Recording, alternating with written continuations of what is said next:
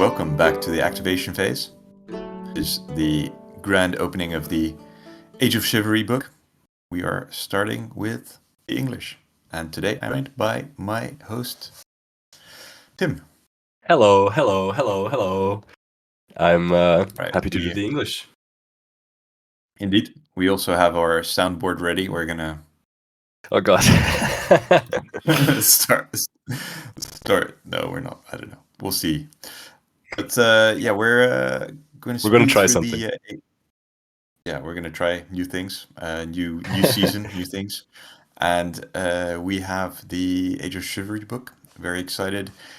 Tim has had some chances to actually play some games. I have no chances to play games, and I have facilitated 75.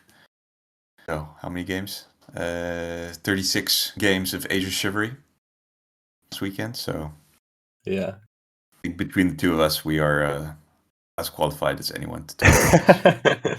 Perfect. Yeah. I mean, you're doing God's work. I mean, if that's okay to say, I guess it's not God. Who's the Saint Andrew or something? Who do the English like? Saint Andrew is a Scottish. Saint George. This is Saint George. Oh, God. Rage I don't want quits to be like cancelled. 5 billion Scottish people. Anyway, let's move on to super serious things. Yeah. We can actually skip a number of things compared to other times and ages. Generally, assume and go on the working assumption that we recommend Perry miniatures for all your 100 years for needs. And then the only question is if you want to do metal or plastic ones. Obviously, this is not true for like stuff like the Hussites, etc., but generally for most of these armies, just paint them different colors and different banners. Easy, done. This army is super easy. When Age of Chivalry was announced, I just bought the English Army Agincourt Perry box. I don't know, 25 euros, 40 miniatures. Yep. You have exactly enough to make 6 points. And it's pretty reasonable. It's like 3 points of Hearthguard, 3 points of Warriors with Bows. So good starting point. I think probably more bows is better, but we'll talk about it soon. Also, we can skip the dice. Like it's blue or red dice. It's exactly the same. So whatever. It's gonna be like quick. Either buy them or not. It's fine. I did not buy them. I did not buy them either. I can't remember if I bought the blue ones or the red ones, but it doesn't matter. Anyway, don't need both. English. This is probably one of the kind of a simpler one in terms of the equipment options that are acceptable for this particular board. There's a few deviations in terms of the list that you can take, but generally you have the English units or English board, just the traditional English board. You have the Welsh Revolt option, which is a official kind of deviation on the which gives you a little bit more options, but Studio Tomahawk says this is a fully official way, but then they kind of present it in a strange way, not in the table, but like a little insert. So that's not a big deal. And then finally, you also have the options for the War of the Roses board. But I think I haven't actually had a chance to have a look at the board to compare it one for one to see what's going on there. So maybe we'll skip that one for today. I didn't know that it existed. Yeah, this is the danger of doing this fresh off the press and not having super amounts of time to have a look at it. But we are gonna move on to the battle board itself. So, actually, that's a lie. We did not talk about the equipment options. Yeah, please do. Let's go back. Yeah. So this is still for just the vanilla English board. So it's the Warlord is on foot, no choice there. Hearthguards are on foot, no choice. Obviously, you don't have heavy weapons or anything like that in Age of Chivalry, so they just are standard. So 5/5 armor. Then you have warriors with 3 separate options. So either with bows, so armor 3, in shooting and melee, no equipment options, and then finally they are mounted on horses with no equipment options. And there the restriction is that you have maximum of 1 unit of 8 figures can be mounted, and that's it. No levy. This represents the semi-professional armies coming over from England and fighting for their lords. No levy. Nobody has time for peasants. The list are basically your warlord is mounted, hearthguards are mounted, warriors are either mounted or equipped with bows. And then the specialists, so the mercenaries, are a little bit more limited. So you have foreign men at arms, which represent French and Breton allies who took part in the rebellion. So that's about it. So it's very different, and I think we're just going to focus on the standard British list and then talk about the alternative Welsh revolt people later on. Tim, should we start off with the basic abilities? Yes, please, JP. As is our tradition, start us off with the basic abilities and tell us they are different.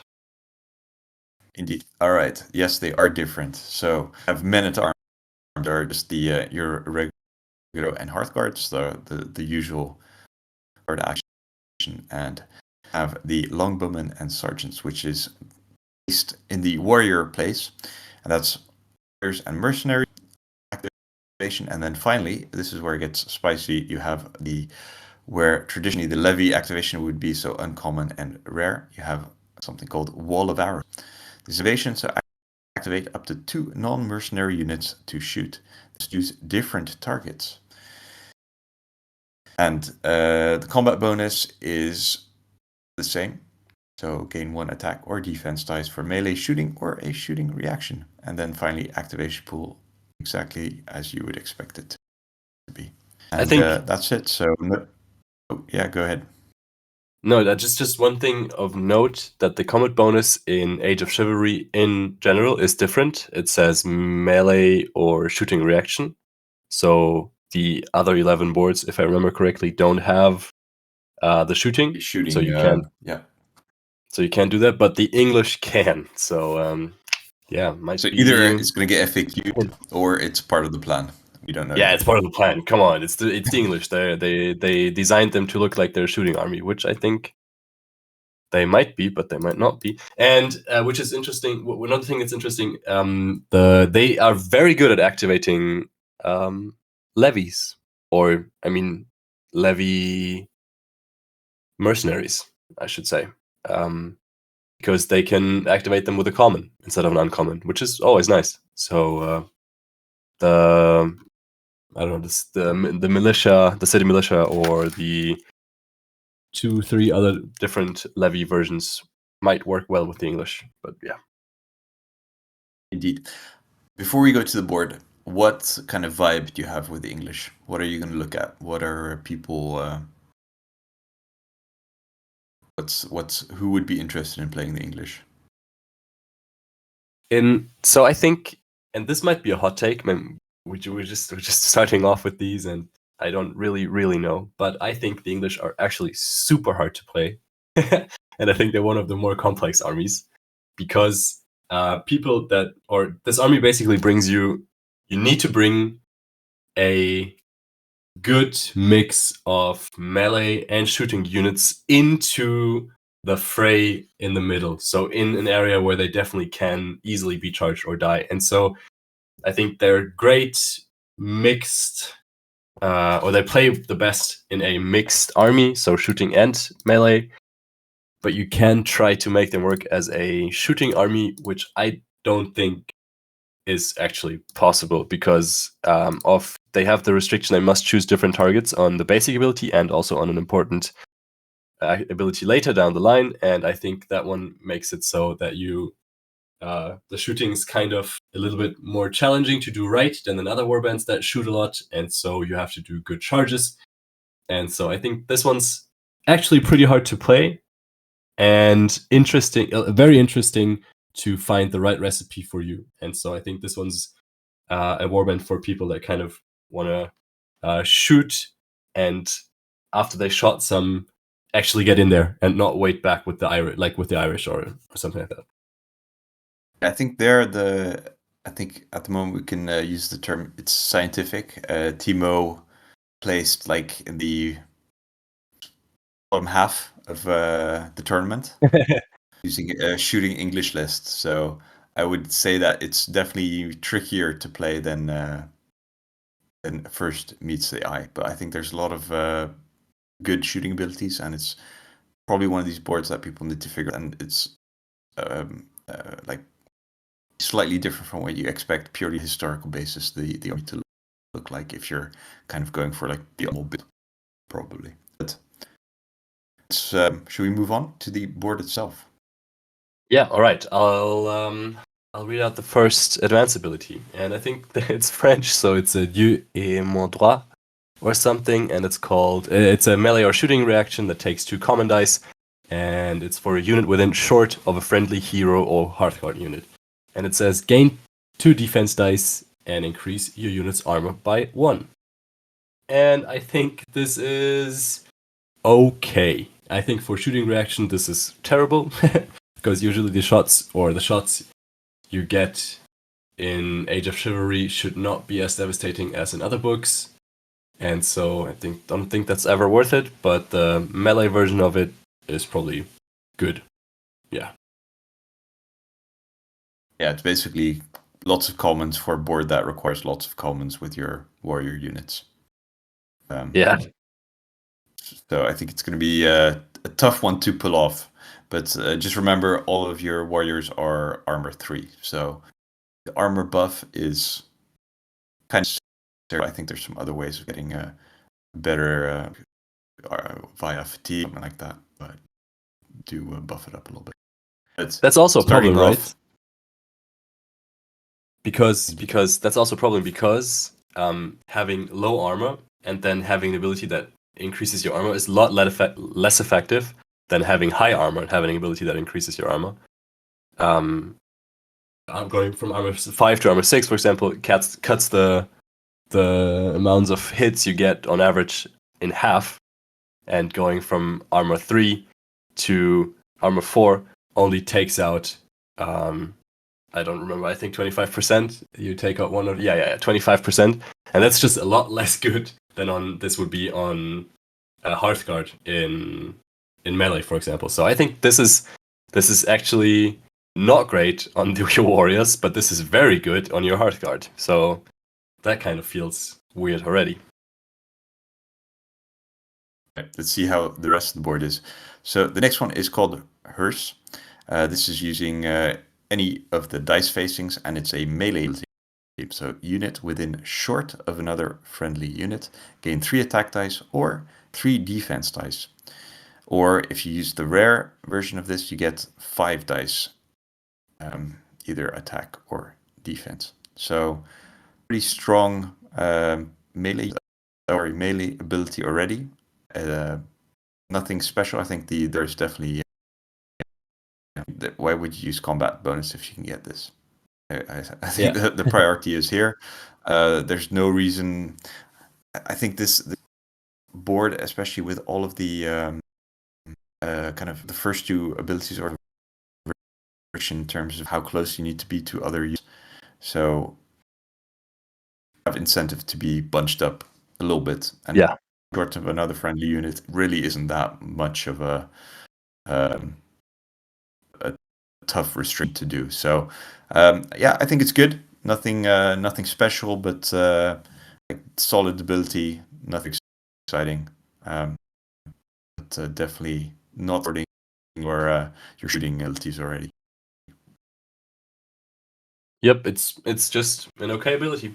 3 for 1 or 5 for a rare is okay.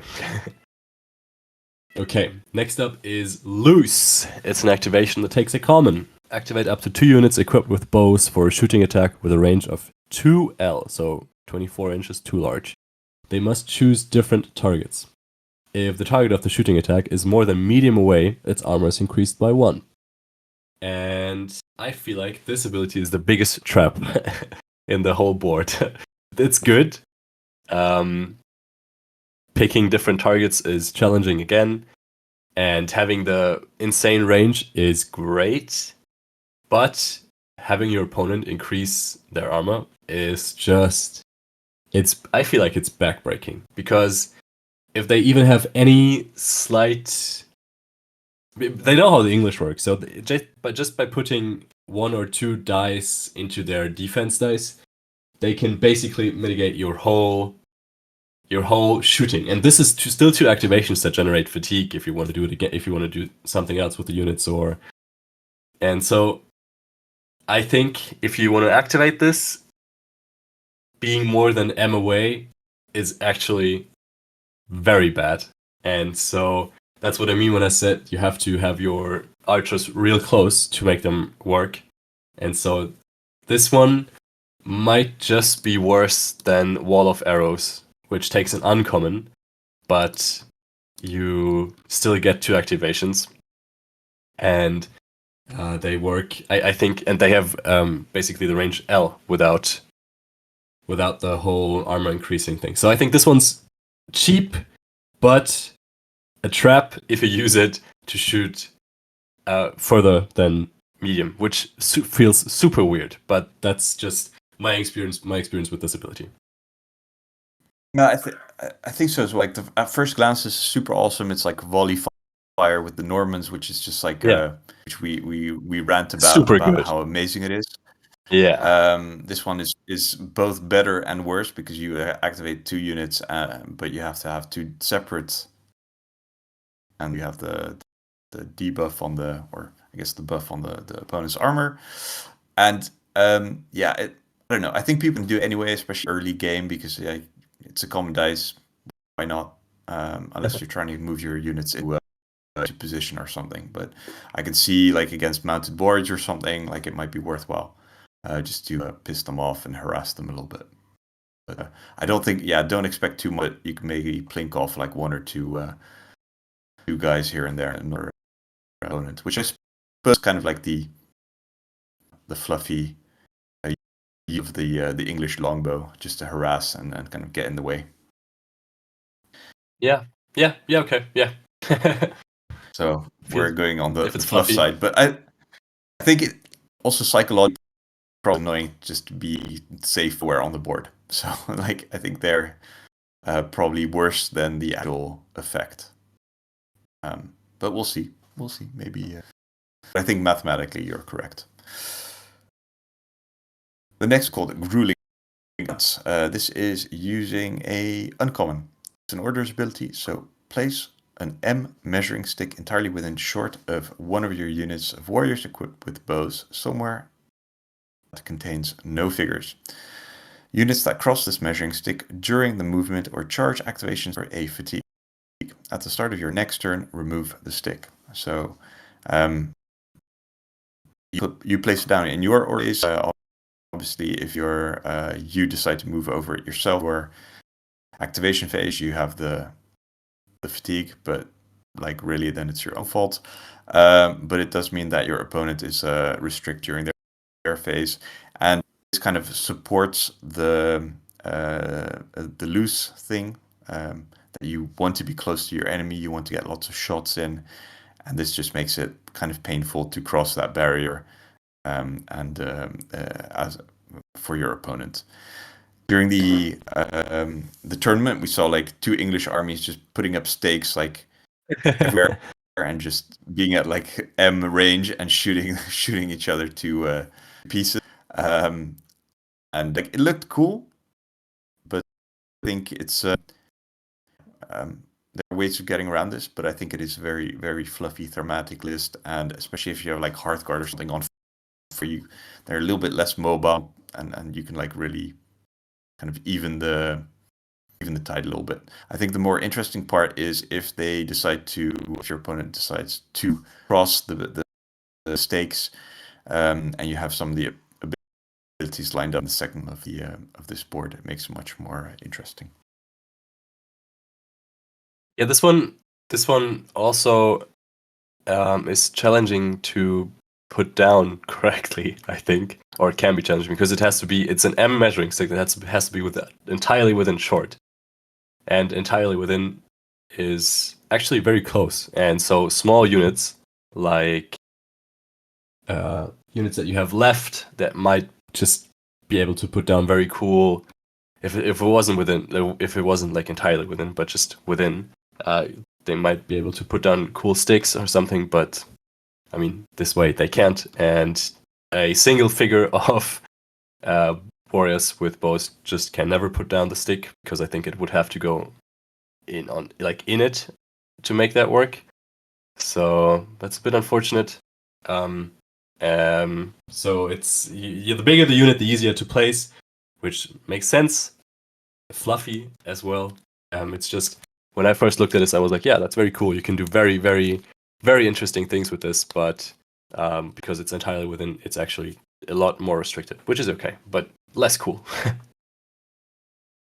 I think the single just about get it, depending on. I think they have an official width of the stick somewhere also to check, but yeah, I think this one is loose. It's probably looks cooler than it is. You might pop it once or twice in a game, depending on your opponent, but probably a little bit of a trap as well. Yeah. All right. Next up is Rain of Arrows. It's a shooting ability that takes a common or an uncommon. If your unit is within medium of the target of your shooting attack, you gain +1 bonus to all your attack dice. Otherwise, gain 2 attack dice. So, prior to the podcast, I did some math and tried to find basically the mathematical best way to use this and on which units, and both actually have their use. So the rule of thumb here is, if you're shooting into Hearthguard or high armor and you have a medium to high amount of shots, then the +1 will always be better. And if you're shooting into low armor, then the +1 attack dice will always be better. This one's cool because you obviously can check before you shoot if they're within or out of M, and so you can kind of pick which one you want or move your units around to get the one you want. And so I think this one's actually one of the cooler and more useful abilities more useful shooting abilities on the board, and I really like it. Awesome. Okay, so the next one is All Haste. This is again either uncommon or a rare activation ability, and you choose one of your units without ranged weapons. Activate any number of friendly units short of this unit to move. If you use a rare, the activation generate no fatigue. So this is really your either your warlord or your Hearthguard, or I guess even your warriors mounted, bringing up the line in a cheap activation. And I have to do it. I have to do it now, but this is this one for me. All right. This is so good. I think this is the best ability on the board. It's insane. What the heck? It's so good. You can cram a lot of units within short of a unit. So yes, it's a solid multi-activation. Also, we like no fatigue, so not to like here. Yeah. And it's activation. No, you have to move. So it's no charging, but still solid in scenarios, solid to move your guys around. Yeah, what's not to like? I don't know. It's so good. Every day, all day. Yeah, and it's only a move, which is annoying, but the move generates no fatigue, and you don't have to do all of them. You can do any number. And what the heck? You're moving your whole block up after they shot or something like that. It feels amazing, and I think this ability is great. Yeah. Or running. All right, next. You don't have to move. Yeah. True. All right, we had Rain of Arrows, and now we're at the Hail of Arrows, and it's a shooting ability. They were really struggling because you also have the Wall of Arrows, Rain of Arrows, Hail of Arrows. Anyway, some good amount of arrows here. Yeah, the Hail of Arrows is a shooting ability that takes an uncommon or a rare, and it says place fatigue on your unit to inflict a fatigue on the target of your shooting, and then if you use a rare, you gain 2 attack dice. So I feel like this ability is also a trap, and then super good, because you get these cheap activations with your basic ability to activate 2 units or with loose. And so in my experience in Saga, you usually end up in tight games. Your opponent doesn't have the energy to finish off small units. And having Hail of Arrows ready to have a unit of a single warrior or 2 warriors or 3 warriors, whatever, shoot at an important target that you know you're not going to do a lot of damage to, but you can put a fatigue down, feels great, especially into Hearthguard or a Warlord. And so having this flexibility to potentially exhaust an enemy unit before you charge them without really hurting yourself feels good. And so I think the uncommon is very good. And the rare is never good on this, I think, because you put the fatigue down and you get one yourself, and then your opponent could potentially just use it to mitigate the 2 attack dice that you got, and make your other attack dice a lot less good as well. So I think the uncommon's great, especially in the late game if you can afford it, and in the early game if you want to set up a good charge. And I feel like this is a good ability. Yeah. Yeah. My only question is, can you combine this with loose and to it's a fatigue somewhere far, far away? Yeah, heck yeah, of course you Yes, you can. could. Yeah. So you can start dealing fatigue 2L away. Yeah. Interesting. Why not? All right. I think loose might just be a little bit better. I'm not sure why, but it is. Okay, next one. St. George, exclamation mark.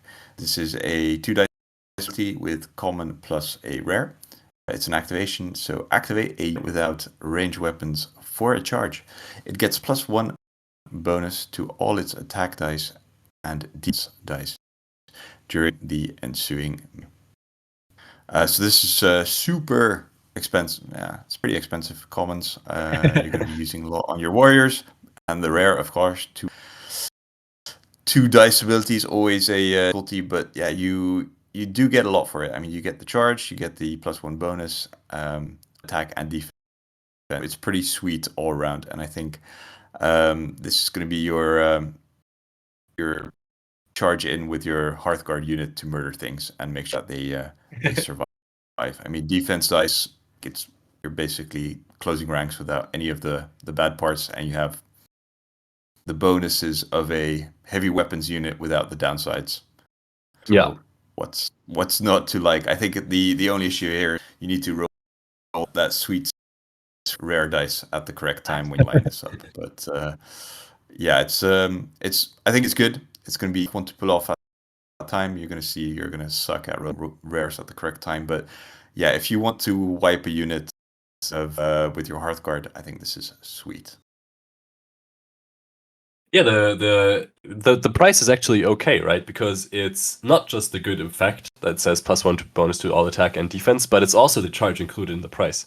So paying the common is basically just the activation for the unit, and then the rare for the ability, and that ability alone would be pretty awesome on any board. So I think this is just overall a super good ability, and if you can afford it to play your other abilities in melee, like getting the extra defense dice, or increasing your armor, or getting extra attack dice, they all work super well with the St. George ability, and not St. Andrews, and so I think this one's a great one. Yeah, definitely. I think this supports you as well with the like playing hers with like the extra attack dice, because they just become so much better. Yes. So again, you want to be nice and close to your other guys because you have to within. But all right, next one's Brothers in Arms. It's a common for an orders reaction. And it says, remove all fatigues from one of your non-mercenary units and place them on one or more friendly units within short. the unit keeps any fatigues you can't move. And I think this one, again, is incredible because you can I don't really mind having 3 fatigues on a random 2 warrior unit that is left from the last fight, and they might have 1 fatigue already, and they can never do anything this game anymore anyway.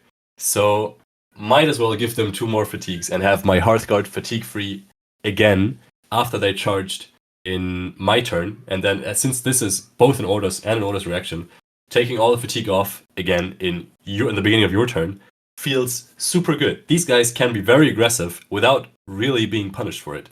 And I feel like that's not what the arrows are mentioned 3 times on this board, and I feel like that doesn't do the whole prowess and melee justice that these guys have. Yeah, I think common for this will keep Warlord alive. So definitely option to have a incredibly aggressive Warlord. Yeah. Just crushing things. And you can give the fatigue to mercenaries, by the way. You can't take them off of the mercenaries, but you can give them to mercenaries, which might be interesting. But no mercenary is good at shedding fatigue, so might just be irrelevant as well. Yeah. All right, so move to one. This is Moles using an uncommon dice, and it's an activation. So activate a unit of warriors with bows for a charge. In the ensuing melee, each time you use one of the enemy's fatigues, gain 2 attack dice and 2 defense dice.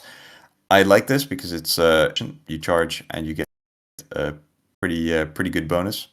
It's like the what is it? Which mercenary in like the deserters or something? They get that's one. The sea wolves. They get the bonus whatever you do with your with the fatigue. However, you are charging armor 3 warriors, so you have that. But it is that's the downside. But yeah, they fight like warriors melee. If you can manage to get like fatigue on them beforehand, makes it a little bit more even, and then I think situational, but it makes the warriors with bows still pretty nasty. Like it's not like the pagan people where there's not a lot you can do. Yes. Yeah. You have tiny 3, useless blocks. Yeah. And here, like, you can do something and you get loads of dice. You can actually fight. So I think it should be interesting. I don't think you're going to want to charge in your guys with armor 3 too much. You have other guys. You have your Hearthguard. You have maybe some mercenaries that you want to charge in instead. But I think it's a good one. It's solid if you have to use it. And it's a free charge in the end. Yes, exactly. So since this is just an uncommon, and it's also good, it's an uncommon to activate warriors, which never hurts, to be honest. And then having it's a charge and it's an uncommon for warriors, that's already okay on a board that eats up commons like, I don't know, like it's like there's no tomorrow. And so having the ability especially with your board being able to put fatigue on your opponent, having the ability to use that is cool and very good. Good ability. All right, how would we be playing competitive wish list based on all the experiences that we have in week 2 of this book release? I feel like this one's one that's gonna take a while to figure out. And there's definitely different playstyles with this. But I think a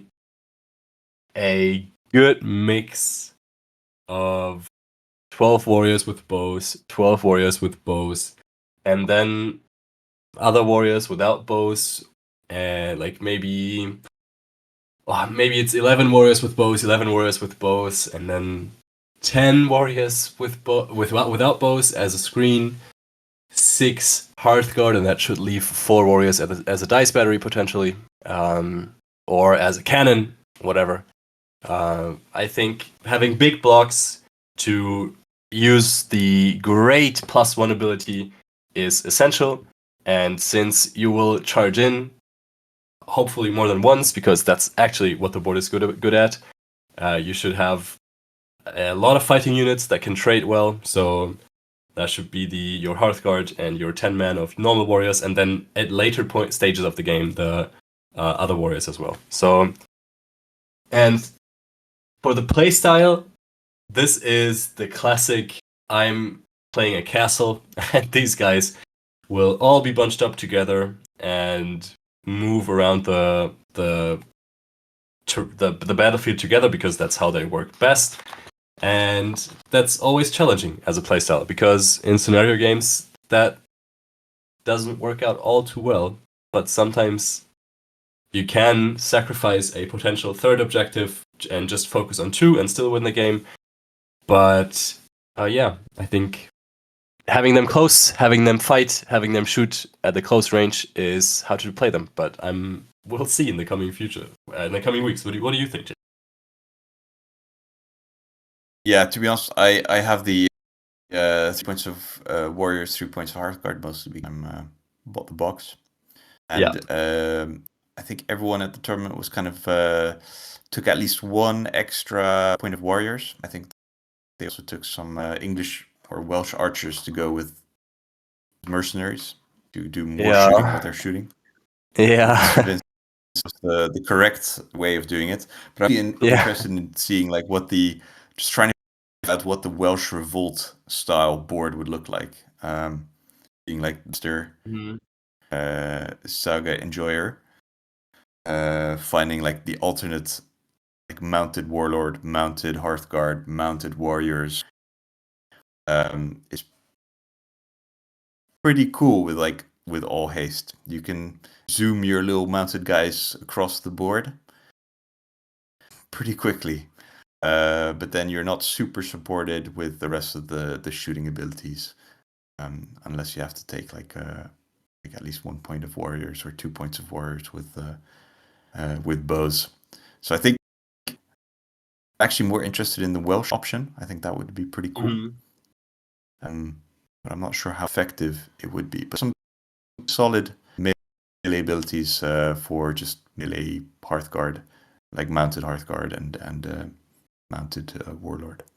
So I think, yeah, interesting. I think it's going to be a popular army overall. Lots of people are interested in French and English. It's got a very low threshold for stepping into it, with like the box pretty good to go. It's probably like the Vikings, a little bit tougher to play well than what people probably expect. Stepping into I would agree. Absolutely. You build vanilla English. Just I think yeah, as I said before, the 11 warriors with bows, 11 warriors with bows, 10 warriors with no equipment, 6 Hearthguard with no equipment.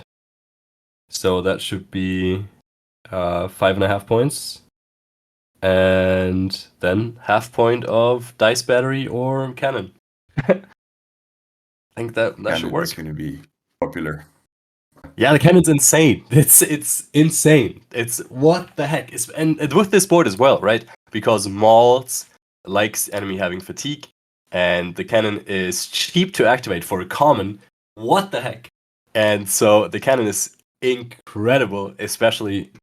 I mean, it's incredible with any board, and with the English, it's just a little bit better again.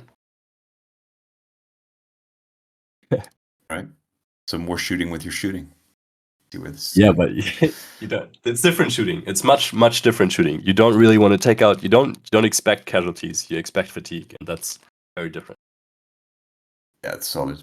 All right. How would we rate this board? Out of you go first. I think it's for me. I'm struggling more with like what we're using as the reference point. I would say this is a 3 out of 5 longbows. Like that. Like, no, I think it's going to be pretty middle of the pack. Like a lot of shooting, so you can be sneaky about it. I think we have to see kind of how people, like what people rock up with how much, what's it called? Not cataphract. Barded horses are on the field. How many levy pikemen are soaking up Yeah. wounds, stuff Yeah. like that. So I think it's potential, but it's also like it's shooting heavy with armor 4, especially if you have like the limitations of spreading your shots with like wall of arrows and loose and stuff like that. Like you're not concentrating Mongol style or Hun style on a single unit and deleting it or making it combat ineffective. You're spreading and peppering damage all over the place. And normally that's difficult because your opponent keeps their Saga dice and keeps their combat effectiveness relatively Yes. late into the board. So I think that's going to be the main difficulty for the English player. Yeah, I think you hit the nail on the head there. I think it's a 3, maybe 2.5, 3, some, and I'm sure the average warband with this, with a lot of shooting and staying back and stuff, will probably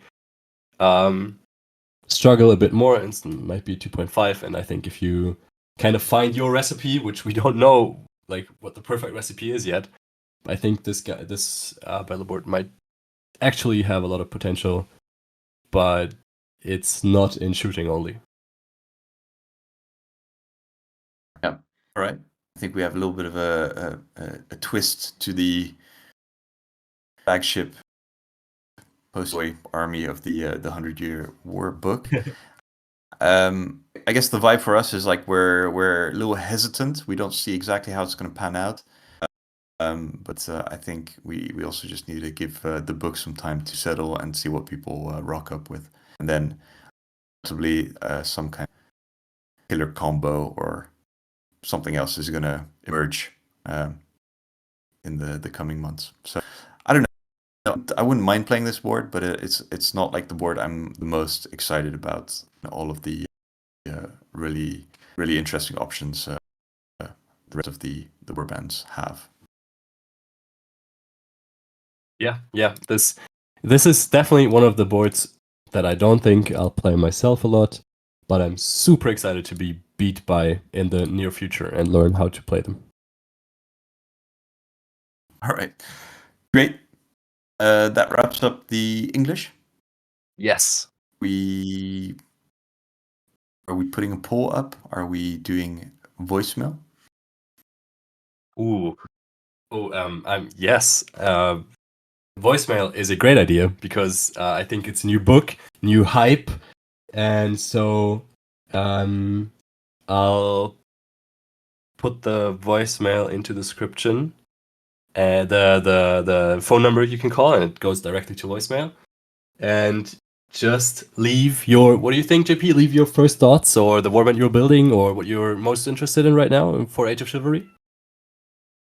Yeah, share the hype. I think if Yeah. you're also experienced with the English, please let us know what we did not see or how you're playing the warband. Tips, tricks, ideas. Happy to hear. And Heck yeah. I think we're generally just gonna work our way through the book. Super excited. Haven't unfortunately had super much time to read through it, but I think initial impressions have been really good. People are very excited, and just the layout of the book itself is amazing. I think we covered that a little bit in the previous episode. All right. Yeah. Thank you very much for listening, and speak to you soon. Thank you. Bye-bye.